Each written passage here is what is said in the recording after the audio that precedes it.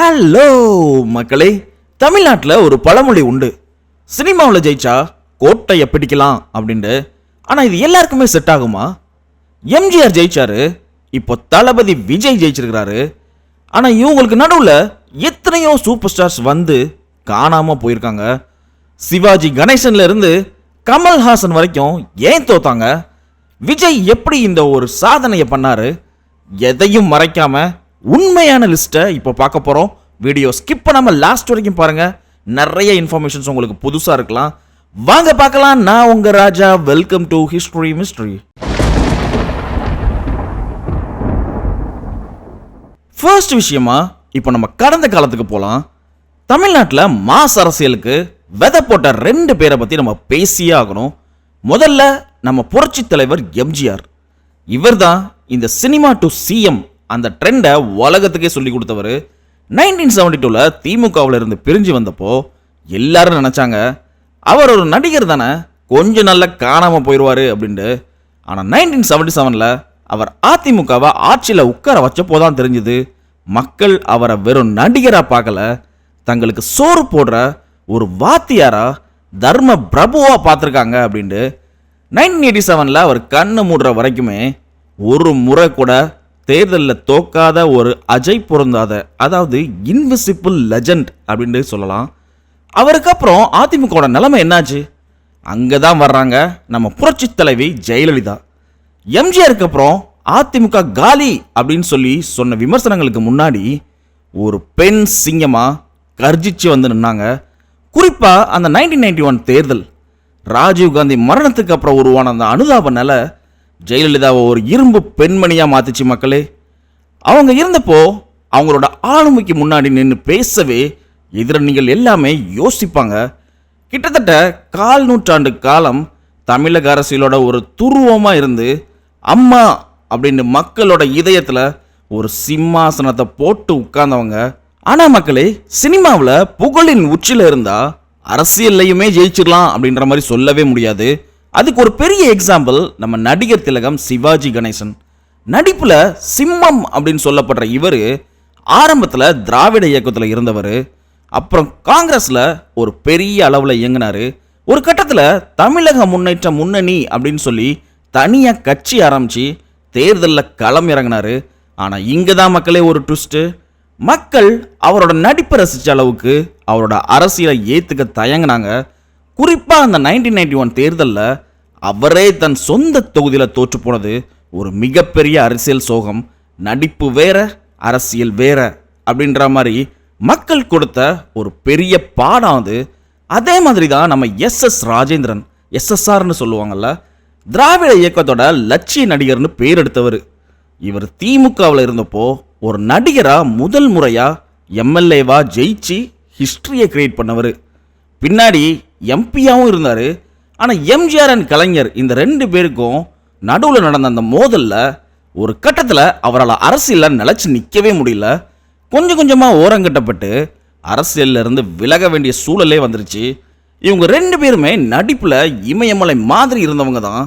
ஆனால் அந்த அரசியல் சதுரங்கத்தில் அவங்களால காய்களை சரியாக நகர்த்த முடியல அப்படின்றது தான் நிதர்சனமான உண்மை.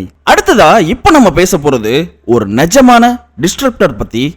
இன்னைக்கு விஜய் பண்ணுற அதே மேஜிக்கை 20 வருஷத்துக்கு முன்னாடியே பண்ணி காட்டினவர் தான் நம்ம கேப்டன் விஜயகாந்த்.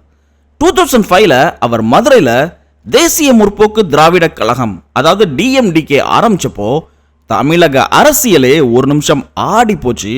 ஏன்னா அப்பெல்லாம் திமுக இல்லைனா அதிமுக அந்த மாதிரி இருந்த அந்த பைப்போலார் அரசியலை உடச்சி தனி ஆளா நின்று 10% ஓட்டுகள் அள்ளினார் மக்களே.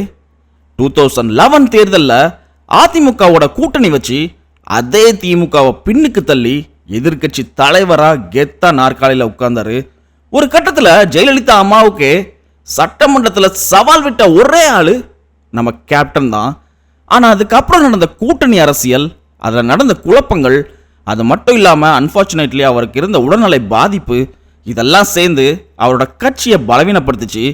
இன்னைக்கு அவர் நம்ம கூட இல்லைனாலுமே அந்த 2 பெரிய கட்சிகளையும் எதிர்த்து ஜெயிக்க முடியும் அப்படின்ற அந்த தைரியத்தையும் 3வது அணி அப்படின்ற ஒரு நம்பிக்கையையும் மக்கள் மனசில் ஆழமாக விதைச்சது நம்ம கேப்டன் தான். விஜயோட இன்னைக்கு வெற்றிக்கு கூட கேப்டன் அன்னைக்கு போட்ட அந்த பாதை தான் ஒரு முக்கியமான காரணம் அப்படின்னு சொல்லலாம். சரி மக்களே, சினிமாவில் சக்சஸ் ஆன எல்லாருமே அரசியல்லையும் கிங் ஆக முடியாது. அப்படி ட்ரை பண்ணி தடம் தெரியாம போனவங்க லிஸ்ட் ரொம்பவே பெருசு. ஒன்னு நான் சொல்றேன் பாருங்க. முதல்ல நம்ம உலக நாயகன் கமல்ஹாசன் மக்கள் நீதி மையம் அப்படின்னு ஆரம்பிச்சப்போ ஒரு பெரிய மாற்றம் வரும்னு சொல்லி நம்ம இளைஞர்கள் நம்பினாங்க. குறிப்பா சிட்டிக்குள்ள அவருக்கு நல்ல வரவேற்பு இருந்துச்சு மக்களே. ஆனால் கிராமப்புறங்களில் அவரோட ஹைடெக் அரசியல் எடுப்படவே இல்லை. கடைசியில் தனியாக நின்று என்ன பண்ணுறது அப்படின்னு சொல்லி இப்போ திமுக கூட்டணிக்குள்ள ஐக்கியம் ஆயிட்டாரு. அடுத்ததா நம்ம சுப்ரீம் ஸ்டார் சரத்குமார் சமத்துவ மக்கள் கட்சின்னு ஆரம்பிச்சு சில காலம் எம்எல்ஏவா வலம் வந்தார். ஆனால் போக போக தனித்து போட்டு போடுற பலம் குறைஞ்சி போய் இப்போ மொத்தமாக கட்சியை பாஜகவோட இணைச்சிக்கிட்டு அவரோட அரசியல் பயணத்தை அப்படியே தொடர்ந்துட்டு இருக்கிறாரு. இன்னும் நிறைய பேர் இருக்காங்க மக்களே. டி ராஜேந்தர் லட்சிய திமுகன்னு ஆரம்பிச்சு லட்சியத்தை அடைய முடியாமே தவிச்சாரு. நம்ம திரைக்கதை மன்னன் பாக்கியராஜ் எம்ஜிஆர் மக்கள் கட்சி அப்படின்ற மாதிரி ஆரம்பிச்சு சில மாசத்திலேயே இது நமக்கு செட் ஆகாது அப்படின்ற மாதிரி கடையவே மூடிட்டாரு. நவரச நாயகன் கார்த்திக் அவரும் ஒரு கட்சி ஆரம்பிச்சாரு. ஆனா அது தேர்தலில் பெருசா எந்த ரசத்தையும் காட்டவே இல்லை. மக்களே, இவ்வளோ நேரம் நம்ம நடிகர்களை பத்தி தான் பார்த்தோம். பட் இதுல நடிகைகளோட லிஸ்ட்டுமே இருக்குது, சொல்றேன் கேளுங்க. குஷ்பு, கௌதமி, விந்தியா, நமிதான்னு சொல்லி ஒரு பெரிய பட்டாளமே கட்சிகளில் ஸ்டார் பேச்சாளர்களாக இருந்தாங்க. ஆனால் நம்ம ஊரில் ஆந்திராவில் ரோஜா மந்திரி ஆன மாதிரியே இங்கே நடிகைகள் யாராலையுமே ஒரு பெரிய பொலிட்டிக்கல் லீடராக உருவெடுக்கவே முடியல. இவங்க எல்லாரும் ஒரு விஷயத்தை நிரூபித்தாங்க மக்களே. வெறும் சினிமா முகத்தை மட்டும் வச்சுக்கிட்டு 50 வருஷ திராவிட கோட்டையை ஓட்ட போடுறது அப்படின்றது அவ்வளவு ஈஸி இல்லை அப்படின்னு எல்லாருக்குமே புரிய வச்சாங்க. ஐயோ மக்களே, எல்லார பத்தியுமே பேசிட்டு நம்ம சூப்பர் ஸ்டார் ரஜினிகாந்த் பேரை சொல்லாம இருந்தா அது பெரிய தப்பு. ஏன்னா தமிழக அரசியல்ல ஒரு நடிகரோட வாய்ஸ் எவ்வளவு பவர்ஃபுல் அப்படின்னு சொல்லி முதல்ல நிரூபிச்சது இவர் தான். 1996ல அவர் சொன்ன ஒரு வார்த்தை, ஜெயலலிதா மீண்டும் ஆட்சிக்கு வந்தால் கடவுளால் கூட தமிழ்நாட்டை காப்பாற்ற முடியாது அப்படின்னு அவர் கொடுத்த அந்த வாய்ஸ் ஒட்டுமொத்த அரசியலையே புரட்டி போட்டுச்சு. ஆனா அவர் நேரடியாக அரசியலுக்கு வருவாரா மாட்டாரா அப்படின்ற சஸ்பென்ஸ் தான் கிட்டத்தட்ட 25 வருஷமா இன்னைக்கு வரைக்குமே நீடிச்சுட்டே இருக்குது. கடைசியா 2017ல நான் அரசியலுக்கு வருவது உறுதி அப்படின்ற மாதிரி சொல்லி 2020ல கட்சி ஆரம்பிக்க போறேன்னு சொல்லி தேதியை கூட அறிவிச்சிட்டாரு. ஆனா கிளைமேக்ஸ்ல ஒரு பெரிய ட்விஸ்ட் மக்களே. தன்னோட உடல்நிலை மற்றும் கொரோனா சூழலை முன்னிறுத்தி நான் அரசியலுக்கு வரல அப்படின்ற மாதிரி அவர் அறிவிச்ச அந்த நிமிஷம் கோடிக்கணக்கான ரசிகர்கள் உடஞ்சி போயிட்டாங்க. ரஜினி மிஸ் பண்ண அந்த பஸ்ஸை தான் தளபதி விஜய் இன்னைக்கு சரியா பிடிச்சிருக்கிறாரு. ரஜினி அந்த இடத்த விட்டதால உருவான அந்த பெரிய வேக்கும், அதாவது அந்த வெற்றிடத்தை தான் விஜய் இப்போ நிரப்பியிருக்கிறாரு. ரஜினி கிட்ட இருந்து அந்த மாஸ் சப்போர்ட் அப்படியே விஜய்க்கு ஷிஃப்ட் ஆனது தான் அவரோட இந்த அசுர வெற்றிக்கு ஒரு மிக முக்கியமான காரணமா சொல்லலாம். இப்போ 2026 எல்லாரோட கேள்வியும் ஒண்ணுதான், மற்றவங்க எல்லாம் தோத்த இடத்துல விஜய் எப்படி ஜெயிச்சாரு? இதுக்கு பின்னாடி ஒரு பக்கா பிளான் இருக்கு நண்பா. முதல்ல என்னன்னா டைமிங். அரசியல்ல டைமிங் ரொம்ப முக்கியம். ரஜினி வரலன்னு சொல்லிட்டாரு, கேப்டன் இப்போ கிடையாது.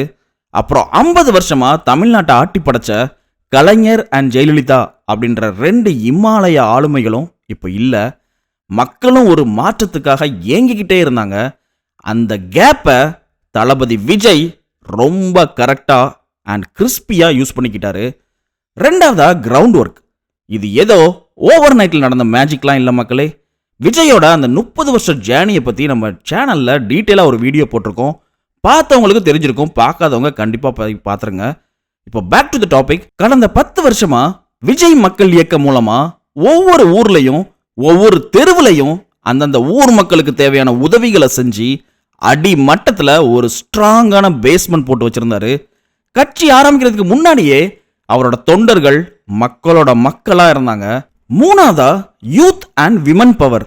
2026 தேர்தலில் மிக முக்கியமான ஃபேக்டர் இதுதான் மக்களே.